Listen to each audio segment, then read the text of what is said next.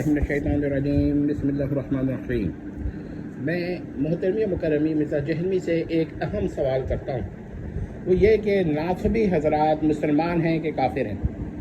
اب اگر جہلمی صاحب کہتے ہیں کہ وہ کافر ہیں تو یہ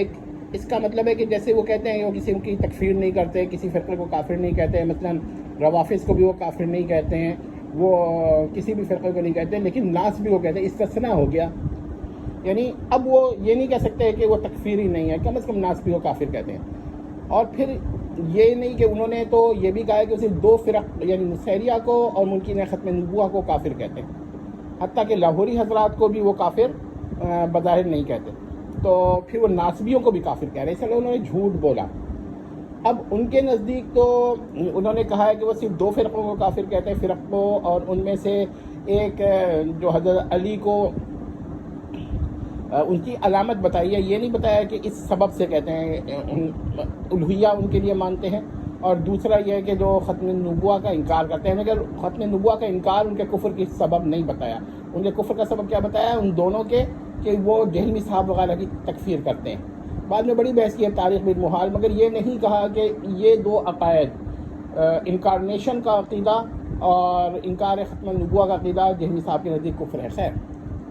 اور جو اس کا قائل ہوتے اس وجہ سے اس کو سبب نہیں بنایا تکفیر کا۔ خیر، میں کہتا ہوں ناصبی جو ہیں وہ جہلمی صاحب کے اپنے بیان کے مطابق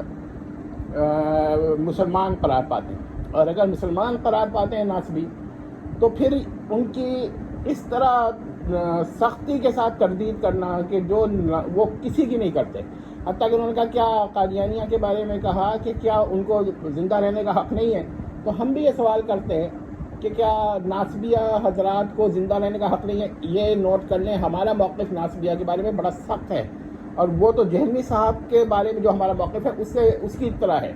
کہ جو حضرت علی کی شان میں گستاخی کرتا ہے یا حضرت معاویہ کی شان میں گستاخی کرتا ہے، گستاخ صحابہ ہے، اور گستاخ صحابہ کو تو لمحے بھر کے لیے ہم مسلمان نہیں مان سکتے، اور اگر کوئی تعویل اور توجیہ اس کے قول کی ہوتی تو اس پر پھر بحث آگے چلتی ہے، لیکن جیسے جہلمی صاحب ہیں، انہوں نے تو جس طرح کی گستاخیاں کی ہیں وہ تو واضح ہیں سب تک۔ تو اب میں آپ سے یہ کہنا چاہتا ہوں کہ ناصبی اگر مسلمان ہیں تو جہلمی صاحب پھر ان کی سب سے زیادہ مخالفت کیوں کر رہے ہیں؟ رہنے دینا جیسے اور بھی مسلمان ہیں، اور اگر ناصبی کافر ہیں تو پھر کھل کر کہیں کہ جتنے بھی ناصبی ہیں ماضی حال کے یا آئندہ جو بھی ہوں گے مستقبل کے، سارے بلا استثناء کافر ہیں۔ اب وہ جو حدیث پیش کرتے ہیں کہ جس نے علی سے محبت نہیں رکھے گا مگر مؤمن، اور علی سے بغض نہیں رکھے گا مگر منافق، تو اس حدیث کو تو وہ خود ہی نہیں مانتے، دو جگہ سے وائلیٹ کر رہے ہوتے ہیں، مطلب نصیریہ کی تکفیر کر رہے ہوتے ہیں اور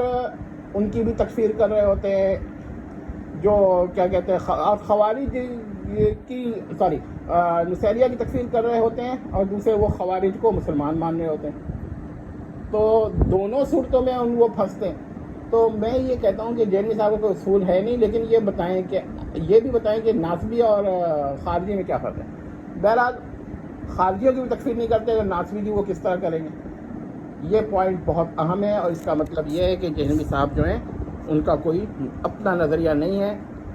اور وہ مسلمانوں کو دھوکہ دیتے ہیں۔ والسلام۔